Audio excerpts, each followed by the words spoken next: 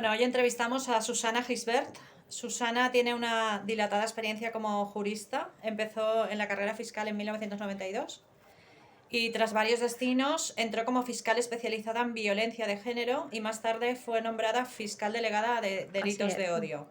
Durante su carrera se ha volcado en la defensa de las leyes y la igualdad, una lucha que ha desarrollado tanto desde el ámbito jurídico como a través de su otra gran pasión, la escritura. Lo primero que me gustaría, Susana, que nos contaras cómo era la lucha por la igualdad y contra las violencias machistas desde el ámbito jurídico al que tú te dedicas en los años 90 y si había soporte legal suficiente para ello. Bueno, pues la verdad en los años 90 hablar, aunque parezca mentira, hablar de violencia doméstica o de violencia de género, el término no se empleaba. Teníamos el de violencia doméstica y empezaba a dar los primeros pasos. Tengamos en cuenta que nuestro código actual es del 95. Entonces, pues bueno, se empezaba a hablar, se empezaba a regular el delito de maltrato habitual, pero eran cosas muy puntuales. De hecho, la ley no sale hasta 2004, no hay secciones especializadas hasta entonces. Sí que es verdad que empezamos pues una sección, gente más o menos voluntaria, a hacer cosas, pero el soporte legal pues era muy escaso, apenas un artículo del Código Penal y que no distinguía entre cuando era la pareja o cuando era el hijo, la madre y demás. Y bueno, y que además no había más medidas que esas, ¿no? Pensemos que la orden de protección, por ejemplo, o el alejamiento es de 2003. Hasta entonces, pues claro, aunque una mujer denunciara un maltrato, si luego la mandabas a casa con su marido, que estaba denunciado y condenado y encima cabreado, pues la situación hacía que muchas desistieran, ¿no? de poner denuncia. Poco a poco hemos ido avanzando, tanto legislativamente como socialmente, aunque aún nos queda camino por recorrer. Casi nos queda más camino social que legislativo, aunque bueno, las leyes son buenas, los medios que la implementan no siempre son tan buenos. Ujú. Ujú. ¿Y qué supuso la aprobación de la Ley Orgánica de Medidas contra la Protección con la Violencia de Género que instauró Rodríguez Zapatero? Pues la verdad es que supuso un cambio abismal, ¿no? Era como del todo a la nada en un nanosegundo. Mm. Porque bueno, pasamos de no tener una protección integral a tenerla para todo. Sí que venían dándose pequeños pasitos, pero son muy cercanos, ¿no? En el 2003, que es cuando se empezó a hablar del alejamiento y la orden de protección, pero de repente las víctimas de violencia de género tenían una entidad propia, tenían unos juzgados propios y tenían sobre todo unas medidas propias que les propiciaban denunciar. Pensemos que si una mujer extranjera, por ejemplo, se encontraba con el riesgo de que la expulsaran, o si una mujer, bueno, denunciaba, pero luego no le atribuían la vivienda o no sabía dónde ir con sus hijos, pues esa mujer no denunciaba. Y esta ley, al hablar de una protección integral, contemplaba todo. También contemplaba cosas que todavía no se han acabado de desarrollar, ¿no? Por ejemplo, el tema de los medios de comunicación, que parece que, bueno, lo tenemos muy claro a la hora de hacer cosas como esto, de hablar de noticias, pero a la hora de ver programas de televisión, la igualdad a veces parece que se queda muy atrás, temas como la publicidad, pero la ley contempla todo eso. Por eso la ley es una ley tan pionera y tan novedosa que todos los países de nuestro entorno han querido imitarla. Y bueno, aún le queda desarrollarse. Es como un edificio muy bueno, con muy buenos cimientos, pero bueno, de vez en cuando necesita una chapa y pintura y ahora estamos en ello, ¿no?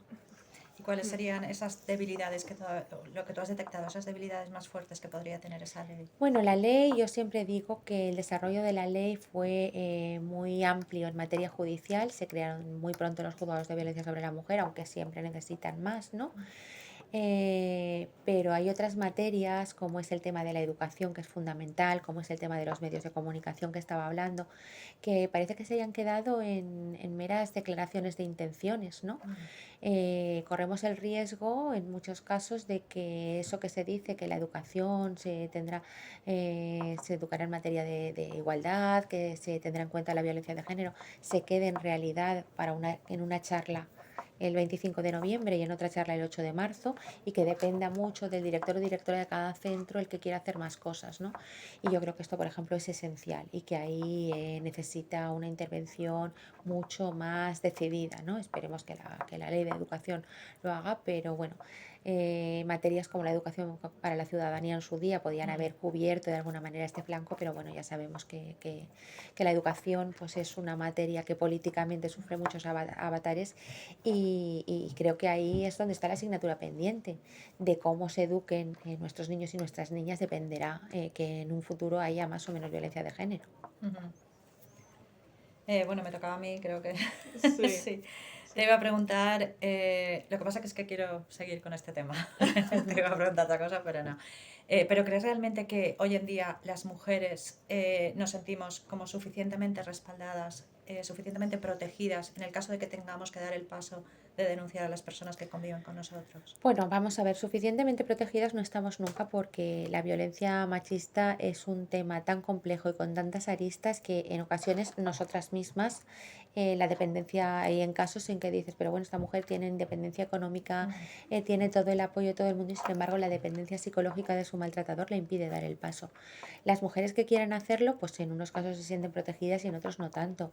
Sí que es verdad que hay una ayuda del Estado, pero pensemos que una mujer con 4 hijos con 430 euros no puede hacer demasiadas cosas.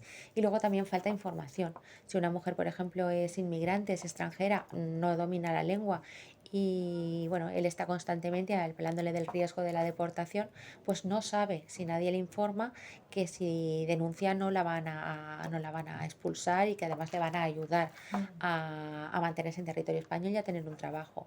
Y luego, pues bueno, hay muchas situaciones que son muy complejas. Pues pensemos en en personas que tienen un negocio familiar, cómo rompen ese medio de vida. Entonces, pues bueno, estamos más protegidas que estábamos hace tiempo, pero desde luego toda la protección para que cualquier mujer pueda dar el paso sin dolor o con el mínimo dolor posible, no. Todavía la ley procesal española, ya no tanto la ley de violencia, la ley procesal española todavía tiene muchas fases que revictimizan a la víctima y a veces el dolor que supone pasar por todas esas declaraciones una y otra vez hacia mujeres que se echen atrás. Esto es claro, ¿no? Y por más que intentamos explicarles y por más que intentamos hacer cosas, pues hay veces que es muy duro, ¿no? Mantenerse luchando contra tu expareja en los tribunales un montón de tiempo. Ujú. Y ahora sí que te iba a... Volvemos a... quería preguntarte si enarbolar esa bandera del feminismo que tú has enarbolado con tanta determinación, si te ha traído muchos problemas en tu carrera profesional. Bueno, en mi carrera profesional he de decir que, bueno, que no, ¿no? En general, bueno, pues hay compañeros que son más o menos feministas o más o menos machistas, pero en general la gente aquí nos dedicamos a aplicar la ley y bueno, pues alguna cosita, alguna pullita, Sí que es verdad que, bueno, hay determinados sectores que ven un poco como si fuera de derecho de segunda clase cuando hablamos de violencia sobre la mujer y demás, pero dentro del ámbito profesional no. Me ha producido quizás más problemas fuera, ¿no? Porque, bueno, cuando te estigmatizan con una etiqueta, bueno, los acosos en redes sociales, la actuación de los haters es constante y últimamente pues he tenido un tema de suplantación. Pero bueno, es duro decir que es el precio a pagar, pero a veces pues tienes que plantearte y desde luego a mí me compensa lo bueno con lo malo de sobra, incluso en este tema que aún está ahí y aún está candente, desde luego han sido mucho más a valorar las reacciones positivas y desde donde ha venido, desde la Fiscalía General del Estado, la ministra, que la molestia y lo negativo que me supone sufrir esto. Ujú. Al hilo de lo que has comentado de las redes sociales y de los haters, la semana pasada suplantaron su identidad en Twitter una cuenta que le llama la fiscala feminazi. ¿Cómo vivió toda esa situación? Pues bueno, es lo que decía un poco, lo viví en principio con angustia, ¿no? Y bueno, pues con un componente de enfado, que a quién no se va a enfadar por eso. Y la verdad es que al principio reaccioné pensando, "Ojo, otra vez más, porque sí que es verdad que todos los días, yo pongo todos los días un tuit contra la violencia de género y todos los días hay por lo menos un par o tres de cuentas que me responden de muy malas maneras, por decirlo de alguna manera. Pero esto ya se pasaba de castaño oscuro, ¿no? Y llegó un momento en que una amiga periodista, Loreto Chando, que fue la primera que lo publicó, me dijo, no, es que esto, bueno, quieras tú o no quieras, se tiene que publicar. Y tenía razón, ¿no? Le dije, pues la verdad es que me hizo reflexionar y sí, bueno, podemos estar vendiéndole a la gente que tiene que denunciar y luego no hacerlo. Bueno, pues luego la reacción fue tan positiva desde tantísimos sectores que dices, pues bueno, lo bueno por lo malo, al final lo bueno compensa lo malo, pero claro, ojalá no hubiera tenido que vivirse, porque lo cierto es que la cuenta sigue ahí y bueno, todos los días ves, porque además este tipo me etiqueta, ves cosas, te revuelven las tripas. Además estas cosas, pues bueno, al principio recibes muchos apoyos, pero luego la actualidad manda y ya la gente se olvida, ¿no? Y el dolor pues sigue ahí. Mm. Y estos comportamientos por redes sociales que tan habituales son, ¿realmente cómo se pueden perseguir? O sea, ¿son eficaces las leyes Pues bueno, para actuar? vamos a ver las leyes. No olvidemos que nuestra ley procesal penal es del siglo no XX, sino XIX. Mm. Entonces, por más que haya sido remodelada, reampliada, reparcheada, el sistema es del siglo XIX y no está pensado para estas realidades. Y luego, por supuesto, la realidad de las redes sociales, la instantaneidad, el hecho de que no haya una ubicación física que determine la competencia hace muy, muy difícil perseguir el hecho en sí. Y luego también los mensajes, pues no siempre son fáciles de incardinar dentro de un tipo concreto del Código Penal. El delito de odio, por ejemplo, exige la incitación al odio. No basta con que manifiesten el odio por una de estas motivaciones. Entonces, pues bueno, ahí hay muchas líneas que hay que traspasar y es difícil.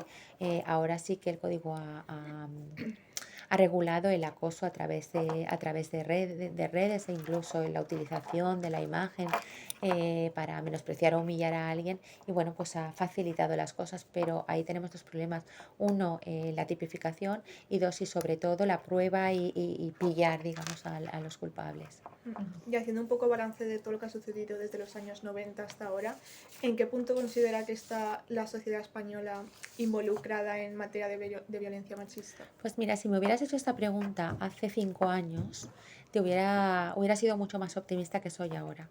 Me explico, creo que hubo un momento en que, sobre todo a raíz de la muerte del asesinato de Ana Orantes y de bueno, una serie de reacciones que se produjeron, teníamos una concienciación, un grado de concienciación muy elevada, un grado de rechazo muy elevado y además un consenso social que hacía que el discurso que negaba la violencia de género fuera tan políticamente incorrecto que nadie lo gastaba. Hemos llegado a un momento en que hay determinados partidos políticos que niegan la violencia de género y están teniendo voz en las instituciones, con lo cual, bueno, pues está manejándose un discurso que ya parecía superado. Con lo cual, aunque el grado de concienciación es importante, el grado de desconcienciación también es importante y esto antes no lo teníamos. Y yo creo que ahí sí tenemos un problema sobre todo porque bueno, la gente joven ha perdido ese nivel de alarma que tenía. De hecho, lo dicen las encuestas del Centro Reina Sofía y demás. Y eso sí que me preocupa porque, bueno, la gente joven son los del futuro. También puede que sea nuestra responsabilidad de todos y de todas el haber bajado un poco la guardia, ¿no? El haber dado por sobreentendido que todos estábamos en contra de la violencia de género y entonces, pues bueno, estos movimientos nos han pillado un poco desprevenidos. Y luego, lamentablemente, tenemos una especie de impermeable en el cerebro que cuando te torpedean varias noticias sobre lo mismo, al final le haces poco caso. Y sí que es verdad que el último asesinato, que bueno, a día de hoy yo creo que ha sido el de Móstoles, siendo aún una niña de 6 años y su madre, no ha tenido la repercusión que hubiera tenido hace 2 o hace 3 años. ¿Y existe un perfil concreto de maltratador? No, De violencia esto de género. radicalmente no. No existe un perfil concreto de maltratador. Se ha intentado decir que bueno, es una cuestión de clase social, que es una cuestión de edad, que es una cuestión de educación, de nacionalidad, pero los tenemos de todas las nacionalidades, de todos los colores, de todo el espectro político y de todas las clases sociales. Sí que es verdad que en las clases sociales altas y económicamente pudientes, yo diría que hay una bolsa oculta de maltrato, porque hay en mujeres, por ejemplo, que tienen una formación, hay una vergüenza para denunciar que en otras capas sociales no detectamos. Hay posibilidades también de divorciarse, bueno, con dinero por medio que en otras capas sociales no hay, pero hay de todas las posibilidades. Yo también pensaba que era una cosa que se relacionaría más con gente de determinada edad y que las nuevas generaciones educadas en igualdad, que no han vivido sus madres el franquismo ni la educación de antes, tendrían otro punto de vista y no, la verdad es que incluso diría que se nota cierta regresión en la gente joven respecto a su concepto de la violencia de género. Y de todos los casos de violencia de género que son los que ha trabajado, ¿cuál ha sido para usted el más duro? Pues la verdad es que he tenido varios que han sido duros. Pues por ejemplo, cuando eres tú la que personalmente vas a levantar un cadáver y te ves a esa mujer con un cuchillo jamonero como el que tienes en tu casa clavado, ¿no? Que estoy recordando pues esa imagen cuesta de irse de la cabeza y además no te abandona del todo. Pero sí que es verdad que recuerdo el caso, ya hace mucho tiempo, de una señora que vino al juzgado, no quiso denunciar y luego apareció muerta en la bañera. A él, que sí que se le llegó no a acusar, pero sí que a imputar y estuvo en la cárcel, luego murió de muerte natural y nunca fue juzgado. Pero además es que, bueno, hubiera sido muy difícil porque esto de la bañera, pues no llegamos sospechábamos que había sido él, pero no llegó la investigación más adelante. Pero el que esa mujer hubiera estado unos días antes y no haber podido hacer nada por ella, no pudimos hacer nada porque cuando no denuncia y no cuenta nada, por más que intuyas o sepas, pues le pusimos una orden de protección, pero es que ella misma dio lugar a que él estuviera con ella. Pero saber que alguien ha estado ahí y hasta qué punto podrías haber hecho algo, eso es una sensación que no te abandona nunca, ¿no? Y sobre los medios de comunicación has hecho un apunte anteriormente, pero ¿crees que han cambiado su tratamiento a lo largo de estos años respecto a las noticias de violencia de género? ¿Se está haciendo un buen trabajo? ¿No se está haciendo un buen trabajo? ¿Cómo lo calificarías? Bueno, yo creo que hay que distinguir en los medios de comunicación dos o más, ¿no? Pero por lo menos dos grandes bloques. Lo que se hace en informativos, en prensa escrita, digital y demás, en general es muy positivo, se está trabajando mucho, se han hecho muchos decálogos y muchas normas y bueno, se intenta trabajar bien, preguntan mucho, se hace mucha didáctica.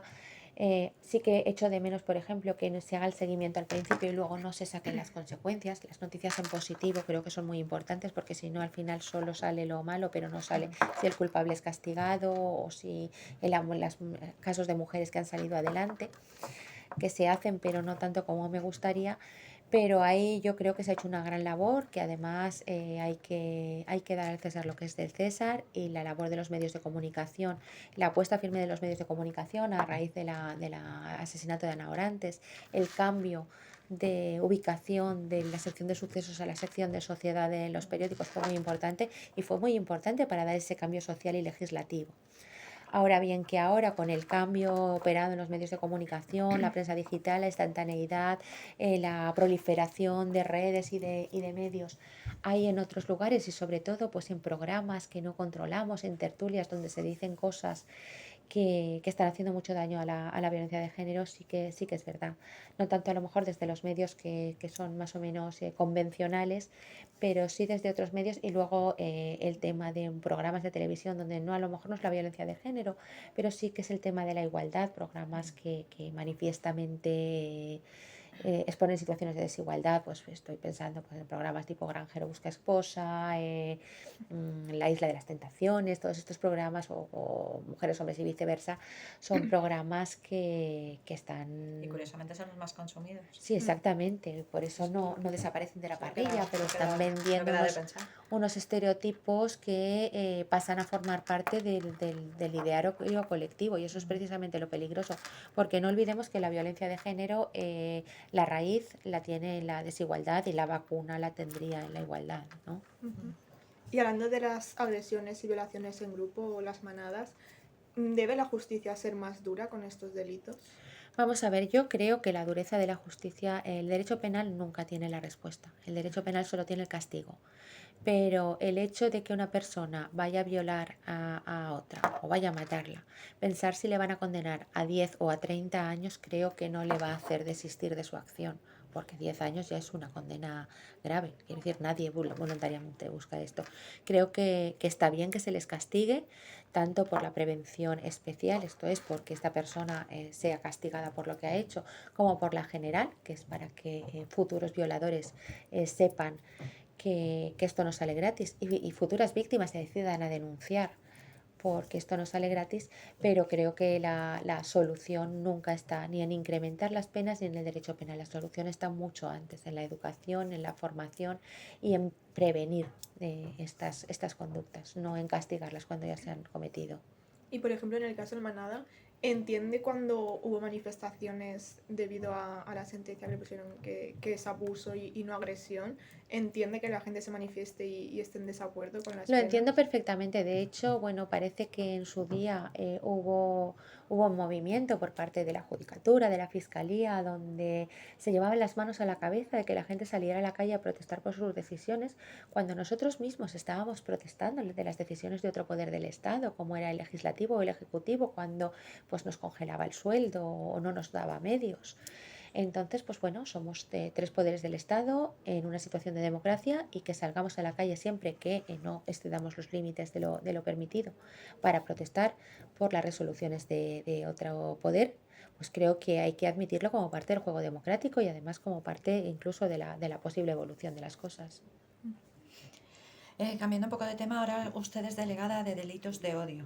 En el tiempo que lleva aquí, ¿qué es lo que más le ha llamado la atención en este ámbito? Pues me ha llamado la atención varias cosas. En primer lugar, que hay muchos más delitos de odio de lo que una cree. Una piensa en el discurso de odio en redes y demás. Y a mí me resultó, ahora ya lamentablemente me he acostumbrado, pero me resultó muy llamativo que todavía haya gente que por la calle pega a alguien por el simple hecho de ser dos hombres cogidos de la mano o dos mujeres besándose, además de por la ideología o por lo que sea. Pero esto, que haya gente tan intolerante que haga esto y que además llegue a la agresión física, me llamó terriblemente la atención. Y luego otra cosa que me llama la atención y que también me estoy acostumbrando y estoy intentando, en la medida que mi trabajo puede hacerlo, evitarlo, es una frase que oigo con mucha frecuencia. No es la primera vez que me pasa, pero es la primera vez que denuncio. Me gustaría que, bueno, la gente que se siente discriminada por razón de su origen, de su sexo, de su orientación sexual, el otro día hablaba con una mujer del secretariado gitano que decía que los gitanos, el pueblo gitano, tienen como asumido que determinadas discriminaciones, bueno, forman parte del acervo colectivo y que las tienen que soportar, que cuando denuncian es cuando superan esa raya. Bueno, pues que nadie tenga que asumir que determinadas cosas tiene que soportarlas. Ujú. Y hablando de datos, ¿crees que estos delitos de odio respecto a homofobia, racismo, han aumentado o es que ahora al ser más mediáticos se están poniendo más sobre la mesa? Bueno, yo creo que hay dos cosas. Lo que está claro, que es un dato objetivo, es que han aumentado las denuncias. Esto no se puede discutir. Lo que hay que saber es si han aumentado las denuncias porque la gente se anima más a denunciar o es que han aumentado los casos y por eso hay más denuncias. Y yo creo que es una mezcla de las dos cosas, que la polarización de la sociedad da lugar a conductas violentas de discriminación que antes a lo mejor no se hacían y que gente que sufría esas conductas violentas no las denunciaba y ahora las denuncia. Ujú.